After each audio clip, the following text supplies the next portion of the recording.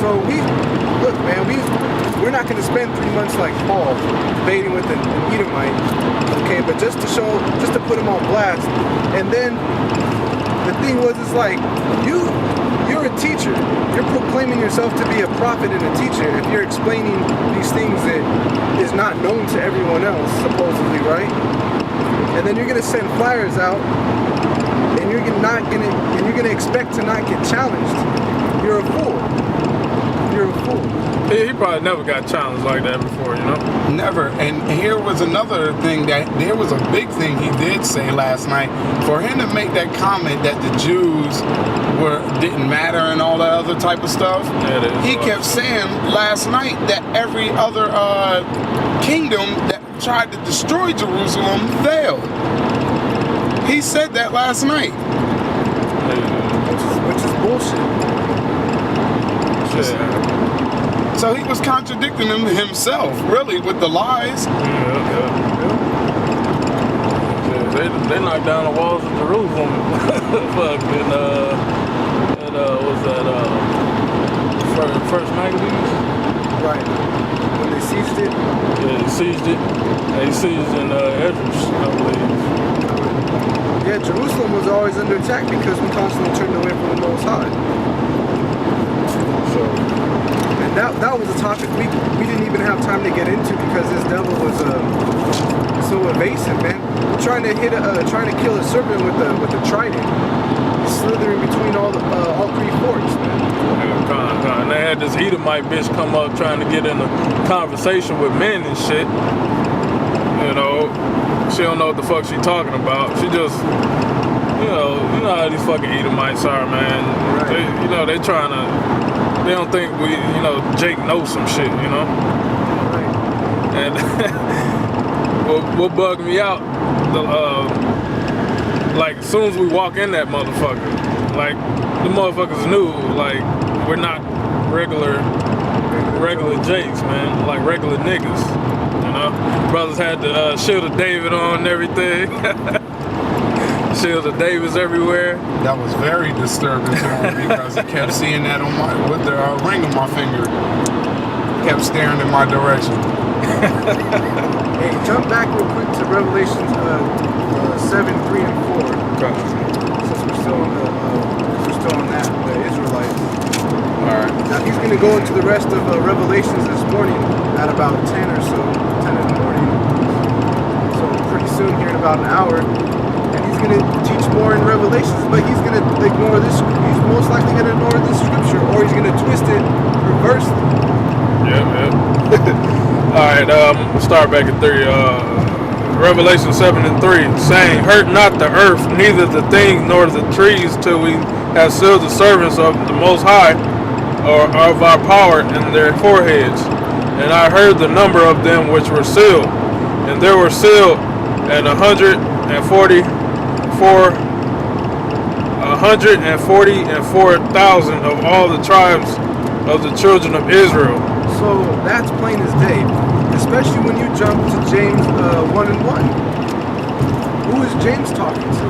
The same people that Paul was talking to when we pulled that out according to the flesh, who are Israelites.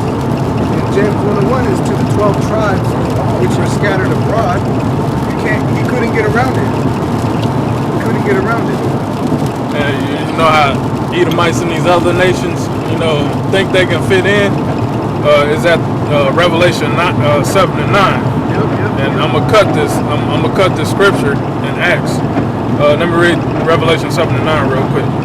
"After this I beheld, and lo, a great number which no man could number, of all nations and kindreds and people and tongues, stood before the throne and before the Lamb," which is Yahushua, clothed in white robes and palms in their hands. Now, they think they can get in with saying, I beheld and lo, great multitude, no man can number, of all nations. So, of all people and all nations, they think they can, slide their way in the kingdom, But I'm going to cut that scripture with Acts 2 and 5. Precept upon precept, line upon line. Acts 2 and 5. And there were dwelling at Jerusalem Jews, devout men out of every nation under heaven. Now when this was noised abroad, the multitude came together and were confounded, because that every man heard them speak in his own language. And they were all amazed and marveled, saying one to another, Behold, are not all these which speak Galileans? And how hear we every man in our own tongue, wherein we were born? Parthians and Medes and Elamites and the dwellers in Mesopotamia and in Judea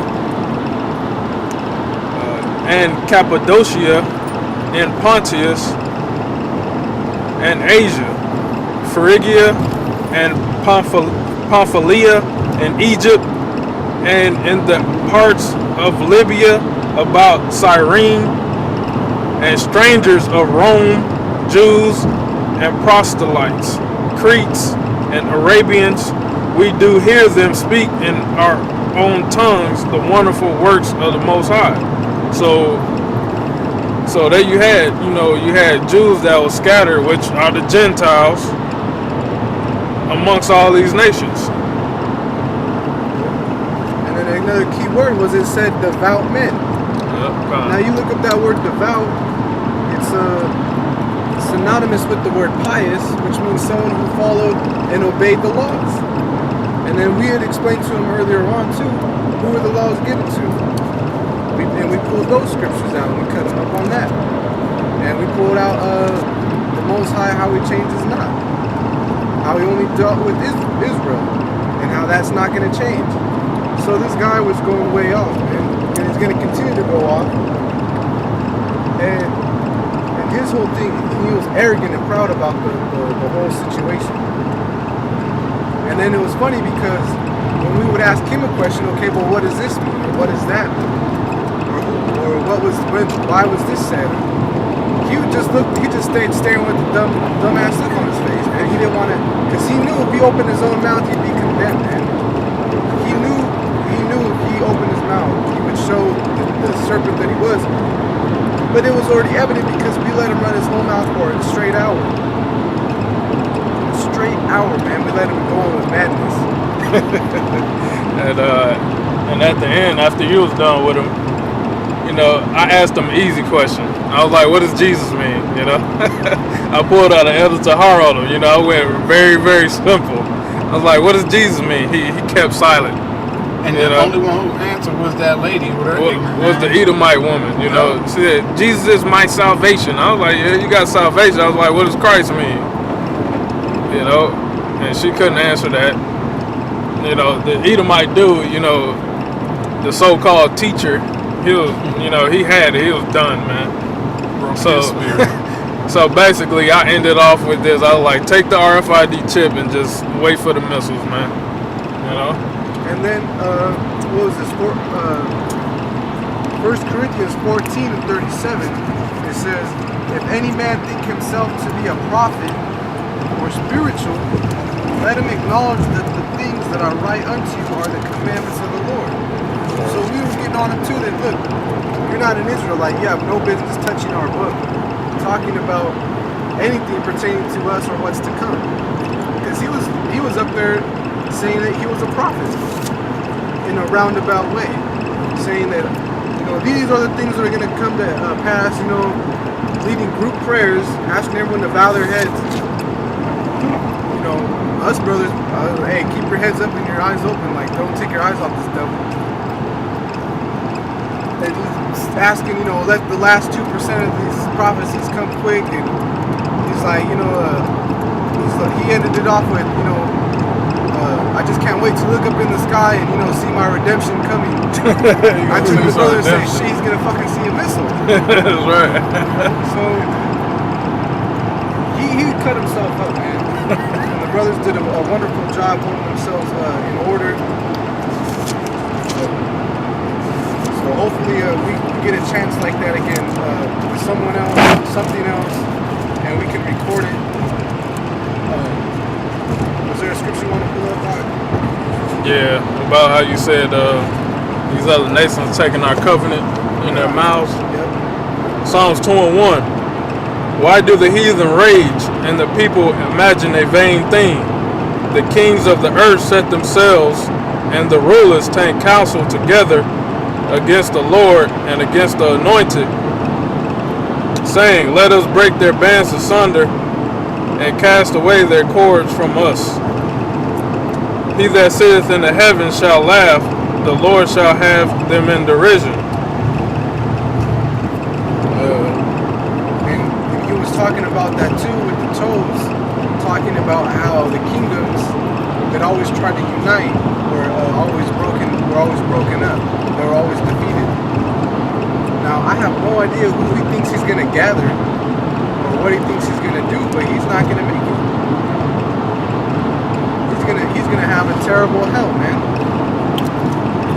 Right alongside that, the man who pierced Yahushua, right along that Roman, he's gonna have hell like that. He's gotta pay for that, man. So with that, we're gonna close up, get ready for camp. So stay strong to all you brothers out there. We're almost out. Death to America. Shalom. Death to America. Shalom, shalom. Shalom.